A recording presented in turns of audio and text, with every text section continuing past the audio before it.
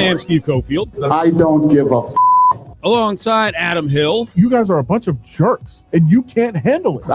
that guy. Blame you for not being a freaking adult about things. I don't give a what that guy thinks, what he has to say, or what he writes. Now, here's Steve Cofield. Don't give a It's Friday, gotta get down on Friday. Everybody looking forward to the weekend Friday. All right, let's do it. 5 o'clock hour. Adam Hill is here. Steve Cofield, Ari, as we are in the Findlay Toyota Studios. Final hour of the week, although we do a late night happy hour video stream tonight at 10:30. If you missed those, they're at Steve Cofield. They're also on Facebook at ESPN Las Vegas. Let's do it. Battleborn Injury Lawyers presents the Big Five at 5. Number 5. So we were just talking about athletes trying to get that competitive attitude fed. And James Harrison's one of these lunatics who's still lifting. And then I guess he told some goofy story about getting a payment from Mike Tomlin. Antoine Walker from the NBA has had some gambling issues. And is he chalking it up to his need to feed the competitive juices? Well, he's more talking about MJ's need to fuel the competitive juices. Oh, okay. He's talking about sitting at a table with Jordan, and he was asked, like, what do you know about Jordan and his gambling issues and what it is? And he said, Jordan says it's a competitive problem, and it is. He said he sat there with him for hours and hours. He said he sat at one table for 8 hours because Jordan was down $1 million and needed to get back to even. Not because of money, but just because he just needed to win. He needed to do that. Damn, it's like you at the poker table. Exactly. You had a couple of poker binges. I couldn't move, big fella. Yeah, you gotta get even. Of course, you may have been imbibing a bit. I'm sure they were too. I'm sure that's part of it. Knowing some of the stories that I know about Jordan in Vegas. I'm surprised that Walker didn't chalk up his own issues to hanging too much around Jordan. Because Antoine Walker's had some problems in lots of locales, especially Vegas. When Antoine Walker was doing this podcast and talking about it, he could, by the way, probably be on our show. I think he's gotten a little bigger. Big fella. He was always a pretty big fella. The Stacey King-esque. Big Stacey's gotten real big. Yeah, I think that's pretty fair to say. It's tough, when you're 6'8", 6'9", 6'10". Sometimes you get in better shape. Sometimes you get a little puffy. He said Antoine Walker said he was drinking coffee as they were sitting there trying to rally. Yeah, he had to stay awake. Like it's in the wee hours of the morning, and Jordan's like, I got to get even. We've heard a lot of documentaries thrown out. Dream documentaries, people saying, hey, I'd like to see not a 10-part series, but, a good 4-part series on this historical team or this historical sporting event. UFC Jacksonville. Would you like to see someone follow up on this whole gambling thing with Jordan and really put something together? Oh, yes. If it's real. Yeah. If it's real. If you want to be serious about it, and there's so many unanswered questions. I know this documentary tried to say the suspension stuff is ridiculous, but he was doing a lot of gambling and owed a lot of people money. Did you know? We told the audience you're not going to get much on this gambling thing, no. especially the whole notion that Jordan walked away mysteriously. Why? Did it have something to do with his dad, his gambling addiction? The 3 sources they went to, obviously 4 with Jordan. The 3 sources they went to were a guy who wrote a book with him, a PR guy from the Bulls, and David Stern. And they're like, nope, ridiculous. I'm like, okay, it's done. I'm watching. I'm like, you're not going to go to anyone who said that this may have been the story? Not one source? Not any, the gamblers that he was gambling with? None of them either?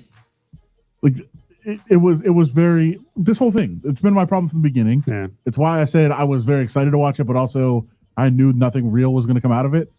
It's just more a walk down memory lane than an actual, hey, here's the real story. But it's way too told from Jordan's perspective. Number 4. So you've seen these stories. SEC presidents really pushing to bring student athletes back on campus on June 1st. Yeah. SEC discussing June 1st. Kind of plays to what you said about 3 weeks ago, that there was a disagreement in the Power 5 with these conferences And many of them are thinking, hey, we're going to push the season back. We start next year, make sure the coronavirus is gone. There's a vaccine. We'll have a college football season in February. And you said there was one holdout from a conference standpoint. We were guessing it was the SEC. And now, 3 weeks later, we've got the SEC presidents working on a June 1st open date. I would assume like-minded areas in the ACC and in the Big 12 would be all about this as well. Not all of them. No, there is at least one that thinks this is Mike not the Gundy, best Oklahoma idea. State he's all over this. No, I think he's fine. No, Mike Gundy is I think his gung ho rival for June 1st. He was gung ho for freaking March 1st. Yeah, his rival, He's April 1st. kind of rival, Yeah. Lincoln Riley at Oklahoma, called the decision for the SEC to bring back student athletes on June 1st, quote, one of the most ridiculous things I've ever heard. So I guess he's against it. Yeah. He went on to further say, in my opinion, we need to bring them in as late as we possibly can before we play a season. Every day early that we bring them in is a day we could have gotten better. It's a day we could have learned more about the virus. It's a day PPE maybe gets better. It's a day closer to a vaccine. It's a day that our testing equipment and testing capabilities get better. And it's just not worth it. So we've got to be patient. We get one shot at this, and we've got to do it right. Pretty logical. There's some pretty logical thinking there by Lincoln Riley. Now, let me throw this at you. When you coach at Oklahoma, do you have to be careful what you say? Doesn't that burn a lot of his fans? Maybe, but I think you also have a platform that some fans look at and say, hey, maybe that is the good idea. Like, we believe in this guy. Maybe he is telling us something we need to hear. I'm sure most of them are like, shut up, eternal luck downer. All right. This whip probably wears a mask. Like, okay, fine. Thank you, Oklahoma. But yeah, I think that there is going to be some portion of the fan base that would say, like, yeah, that's probably pretty logical, pretty rational. I like that. Now, the counter argument to this would be, if you want to talk about safety, why not get these guys in and quarantine them, keep them away from everybody, test them, and have them not associate with other people and not mingle. And now they can be kept very safe. The counter, again, to that, the recounter, would be exactly what we talked about the other day. All of these organizations, to me, seem to have pretty good plans, except part of all these plans is that the guys do their part to stay away from people. And so if you said, hey, we're bringing you guys all into campus, we're going to stay in this dorm, you're going to be tested, and you're not leaving the dorm. You're staying in here for 2 months. We're going to do workouts. We're going to do meetings. You're not leaving the dorm. That's pretty good. I like that plan. That's not what they're going to do. And players are not going to be like, I'm staying in the dorm for 3 months. They're going to want to go out and about. They're going to want to mingle and associate and be out on campus. Man. And now your whole plan is ruined. I hope the SEC opens up. I'm fascinated by this. I think you're going to get your wish. What I hope Who would is be the that- holdout? Vandy? Maybe. But I think what you're counting on, and I don't think they'd hold them up because they'd want to be so much a part of getting the money. I feel like what I really want is for the SEC to say we're playing and the other conferences to say we're not, because I really want to see what happens. That's the chaos I'm here for. Well, you're definitely here for the Pac-12 versus the SEC chaos. Oh yeah, Because clearly there's going to be some issues with the Pac-12, especially Oregon, and looking more and more like California could be a gigantic issue. yeah, Cal, UCLA, a lot of these schools. Number 3. Sean Payton talking review in the NFL. Pass interference reviews. Oh boy. Yeah. He went on a station in Baltimore, and obviously he's got a personal stake in this whole thing with the NFC Championship going the wrong way. He simply said the league just was not ready for the PI reviews. And they weren't. Well, Yeah. and I think that's a mischaracterization too. Like, I think the league is ready. The technology's there. Yeah. It's ready. Who wasn't ready was the officials. Yep. They did not want to cooperate and buy into it. He said, I think the theory behind what the league voted on certainly had a chance to be successful. But quite honestly, we weren't ready in New York to handle it. And I know that sounds critical, but that's just a fact. He's dancing around what he really wants to say. Yeah. Which is the officials were insubordinate. Yeah. They were. Yeah, I agree. The league came up with new rules to enforce. And the officials, I believe, and you believe, got together and they're like, no, we're not doing this. Yeah, we're never going to overturn PI calls. They changed. We'll show them. They changed the standard on their own. So like it has to be like the most indisputable level of all time, because even indisputable video evidence is not going to be enough for us here. It's going to have to be so egregious that we just have to make this happen, and that they made their own rules and they try to enforce their own rules. Do you think in 2018 the officials were worried about the execution of this whole thing with the microwave issue? No. 2016 Thanksgiving weekend, Thanksgiving Day you games. Love this story. I do love it. We actually haven't done it on the show. I know.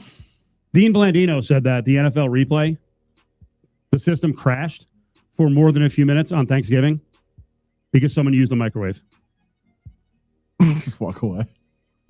Yes, somebody in the press box decided they needed to heat something up and have a meal. And for those 2 minutes, the circuits were overloaded or whatever happened, and it crashed the replay system to the point where if they would have had to have a replay during those 2 minutes, they would not have been able to. It was completely out until they figured out, like, oh, don't use the microwave because it's going to ruin our system. Amazing. It's fantastic. The biggest, richest league in the world, and a microwave is shutting down the whole system. I like that Blandino just casually dropped it on some podcast, too. A podcast I'd never heard of. And he's just like, oh, yeah, it was great, 2016. This is how these stories come out. It's true. You casually had the note about piping in sound in your story 10 days ago, and you took it out. And then yesterday it blew up. Joe Buck is getting just crushed and having to backpedal on this notion that Fox is ready to pipe in crowd noise, or the NFL is ready to pipe in crowd noise. I guess I could have been getting crushed if I would have put that in my story. Well, you like getting crushed, don't you? Of course. Fake news. Badge of honor. Fake news. Top 2 stories. Number 2. Good safety update from Detroit. Matt Stafford says he's not going to lick his fingers anymore. This is smart. Will he be able to do it? That's the question. Is it a necessary habit when you play football, or just a mental thing? Like, do you really believe? Do you get a good grip on the football by licking the fingers? I don't think so, but I also feel like, there's habits that you have as a player in all sports that really don't do anything for you, except it just makes you feel comfortable. It just makes you feel right out there. Like free throw shooting is one where it's like, do you need to take 3 dribbles, find the logo of the ball, have it upside down in your hand, have it roll off your finger the same way every time? No. But that's like the rhythm that you've established as a player. If that's what your rhythm is, that's what you've established as a player, like 30 years of playing. And now that's just how you do it. Have you stopped licking your fingers? I don't really do that. How do you get bags open in the vegetable section at the grocery store?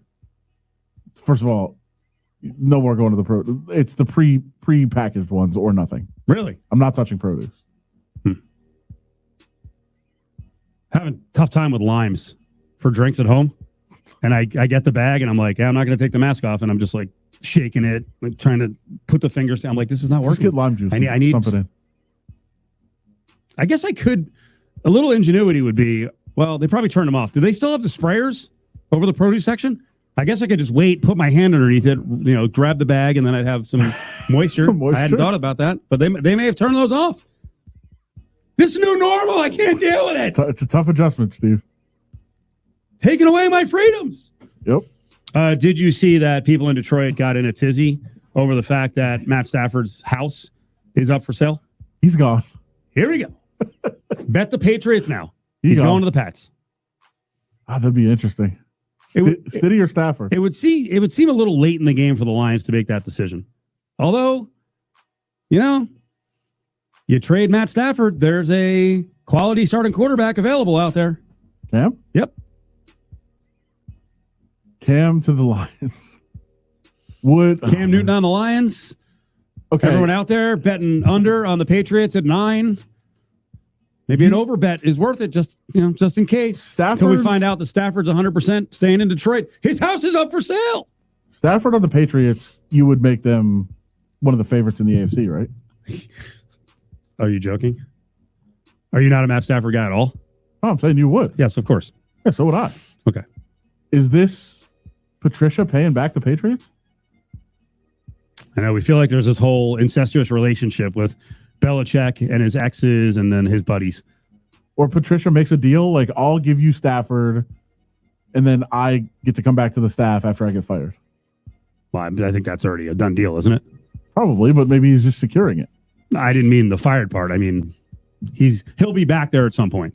Of course. Belichick will bring him back. If it doesn't work out. Right. Were you shocked to see that Stafford's house? I didn't take a look at it. $6.5 million? You think that's high or low?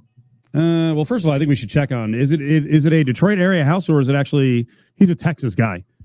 Are there houses in Detroit that are $6.5 million? Oh, dude, Rochester Hills? What's the other one? Is it Royal Oak? Is that nice? Royal Oak would be where I was born, Steve. Is that right? Well, that's where we lived. I was born in Detroit. We lived in Royal Oak. Royal Oak is one of those. It wasn't great. Yeah, and it's kind of been gentrified a little bit. Okay. I just remember Pat in Royal Oak was a caller of mine in like 1997. Okay. Seriously. Bloomfield Township. Okay. Yeah. Nice. That's Detroit area, 30 minutes from Detroit.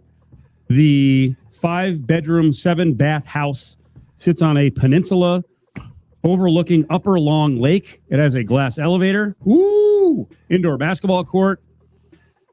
Wow. Good for Stafford, man. This is cool. He's got an indoor basketball court. He's got a hardwood floor. It's from the old Silverdome. It's a Pistons court. Wow.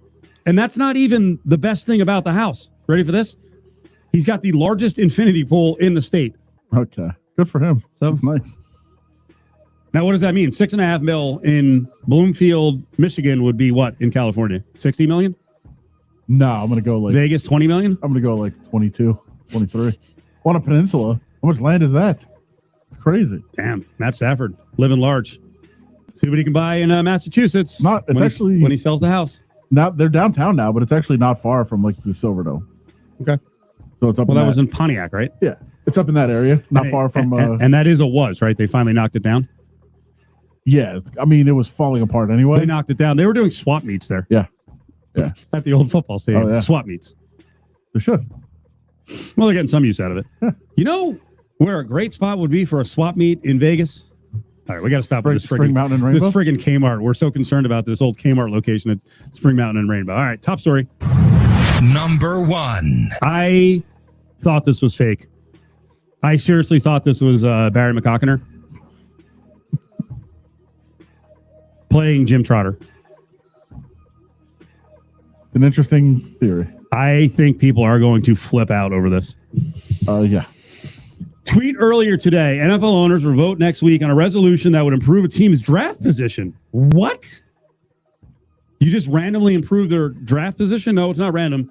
Their draft position improves if the team hires a person of color as head coach or GM. Wow. Trotter says there's only 2 black GMs, 4 head coaches of color, matching a 17-year low. I know I sound old when I say this. Affirmative action was a hot topic in sports radio about 15 years ago. True. Watch how people react to this. Everything old is new again. Yep. Some things never change. What do you think of this? I've always kind of supported. Is this progressive for the league or embarrassing? It's embarrassing. I've always supported the Rooney Rule for what it did. In practice, it doesn't work. Most of these rules are just things that people find loopholes for. Now, so somebody it was in a group text earlier, and somebody said, like, why can't it just be the best person gets the job? Which is the old argument for it, which is it's nonsense, because how are head coaching decisions made in the NFL? It's who do I know? How long have I known them? Who's my agent? Who's their agent? Like, it's all these things.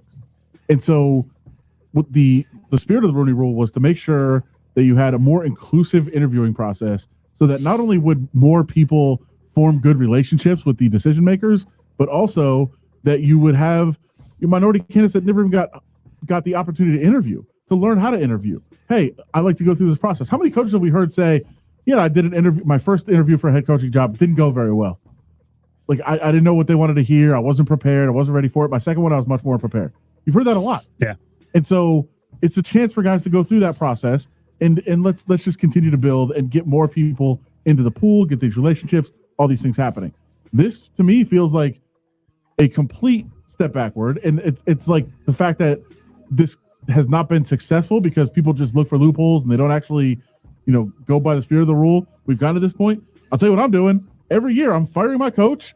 I'm hiring a minority, and then if that's not my guy, then I'm like, okay, now we're going to switch spots again. Now that the season starts, we just improved our draft position, and then we're going to do that again next year too. Well, I think it only works for a head coach, so it can't just be coordinators or any coach. I know, but You're I'm just gonna saying fire your head coach every year. You're my head coach. I'll bring in somebody, hire him as the head coach. Now I'm going to demote you. Now I'm going to bring him. Now you're going to switch places again because I hired him, so I got my draft position improved. Now he's a coordinator. You're the head coach again. I know you like to skirt the rules, take advantage of loopholes. It says here, if a team hires a minority head coach, that team in the draft preceding the coach's second season. Okay. So if you pull a Cardinals and you fire Steve Wilkes, you pull a Broncos and you're pulling the plug pretty quickly on Vance Jackson. Johnson. Yeah. You'd move up 6 spots from your normal slot in the 3rd round. Okay. You'd move up 10 spots if you hired a person of color as a primary football executive. Well, that would be a GM. Yeah. If you did both, you'd move up 16 spots. Again, the league is voting on a new initiative to push minority hiring, and you'll be rewarded by moving up in the NFL draft. It's unbelievable that it had to come to this. And thank you for pointing out the facts of it because I just saw it while I was driving over here. Yeah. But so you wouldn't really be able to find that same loophole. I'm sure there'll be people that find loopholes and try to figure it out that way. Yeah. But yeah, it's just so it is embarrassing that it had to come to this, and it kind of does. Because do you want to see it pass? No. Why not? No. You know what? Address that on the way back. And again, I was mentioning Steve Wilkes and Vance Jackson, of course, the receiver, but Vance Joseph. Yeah. So it's revolutionary, but man, it's going to irk a lot of people. It's the Big 5 at 5, brought to you by Battle-Born Injury Lawyers. If you've been injured, call